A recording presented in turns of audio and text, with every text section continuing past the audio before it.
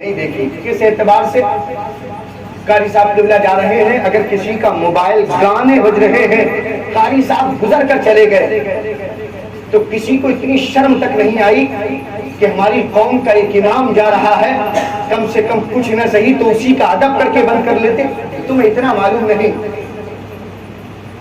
کسی عالم کا ادب کرتے ہوئے اس کو روک دیا جاتا۔ سب سے پہلے خوف رب کا ہونا چاہیے، کوئی شک نہیں، لیکن علماء حفاظ تمہارے قریب سے گزرے، کچھ نہیں کیا تو کم سے کم انہی کا ادب کر کے دیکھو۔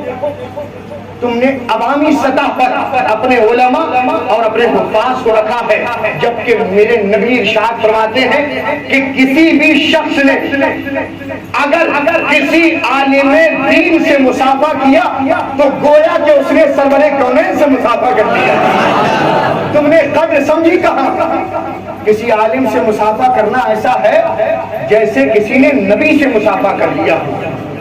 اب آپ کو ان کی اہمیت پتہ لگنی چاہیے کہ جس کے مصافحہ کرنے کو نبی خود اپنا مصافحہ کرنا قرار دے، اس کی عظمت کیا ہوگی۔ یہی حفاظ جن کی تمہارے اندر کوئی قدر نہیں۔ ایک حدیث سنے، بات ختم کروں۔ قیامت کا دن،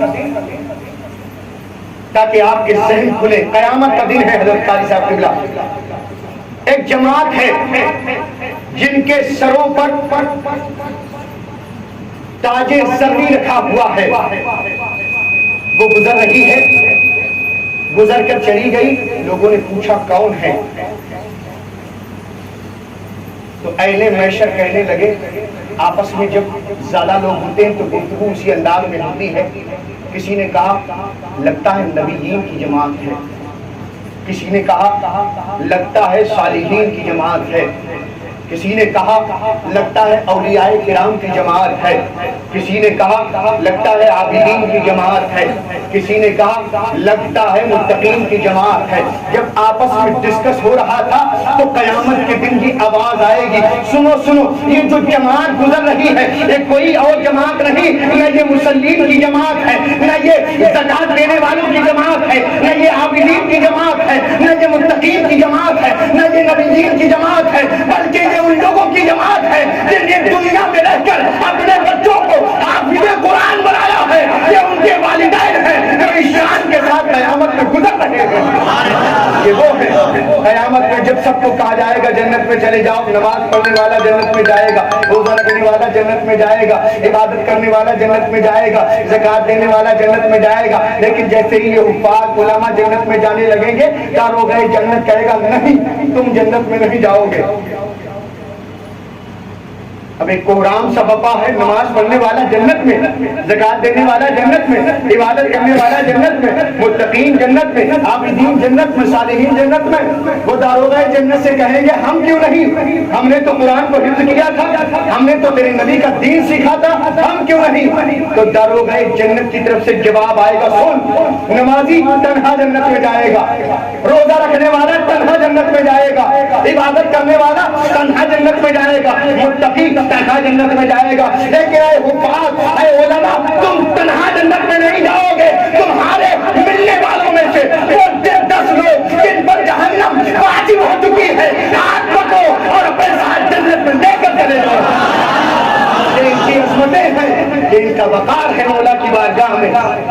اور آج تک تم نے کچھ سمجھا نہیں۔ ادب کرو اپنے علماء کا، حفاظ کا ادب کرو، اور یہ اختلاف والی صورتیں سب جتنی پیدا کی ہے تم نے، ان کو سب کو ختم کر دو، اور اپنے علم کا جھنڈا گاڑتے ہوئے نہ پھرو سب میں، اپنے علماء کے قریب لے کر جاؤ۔ اگر کوئی سوال پیدا ہوتا ہے اپنے علماء کے قریب جاؤ۔ بہت سی ایسی شخصیات آج بھی علماء اہل سنت میں موجود ہیں کہ جو بالوقت آپ کے ہر سوال کا جواب دینے کے لیے موجود ہیں۔ تمہارے علماء موجود ہیں، تمہارے پاس اسلحہ ہے، ہتھیار ہے تمہارے پاس، تم اپنے علم پر ناز کرتے ہوئے، فخر کرتے ہوئے کچھ نہ کہو، اپنے علماء کے قریب لے کر جاؤ تاکہ تمہارا ایمان بھی محفوظ رہے، اور جو تمہارے ایمان سے تمہیں بچانا چاہتا تھا تمہارے صدقے میں اللہ تبارک و تعالیٰ اس کا بھی ایمان محفوظ کر دے۔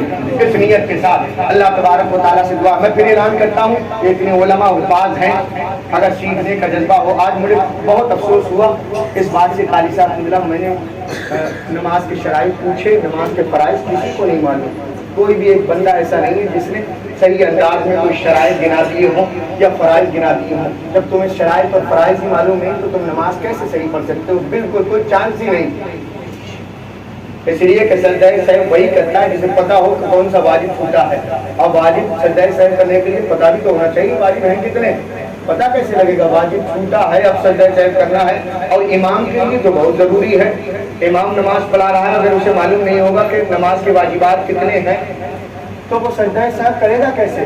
کبھی کبھی تو ایسا ہوتا ہے، دیکھو اگر امام پر سجدہ سہو واجب نہیں ہوا اور اسے لگا کہ کوئی غلطی کر دی ہے، میں نے سجدہ سہو کر لیا، تو جتنے لوگ پہلی رکعت سے کھڑے تھے ان کی تو نماز ہو جائے گی، جو بعد میں آئے تھے ان بیچاروں کی نماز چلی جائے گی ختم.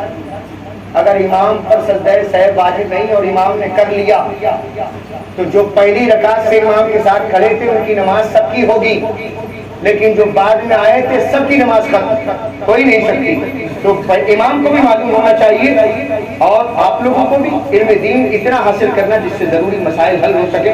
سب پر فرض ہے. نبی فرماتے طلب العلم فریضۃ علی کل مسلم و مسلمہ.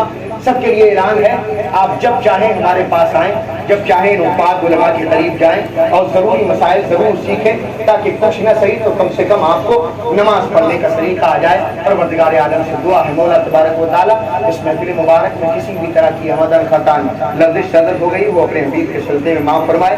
السلام علیکم.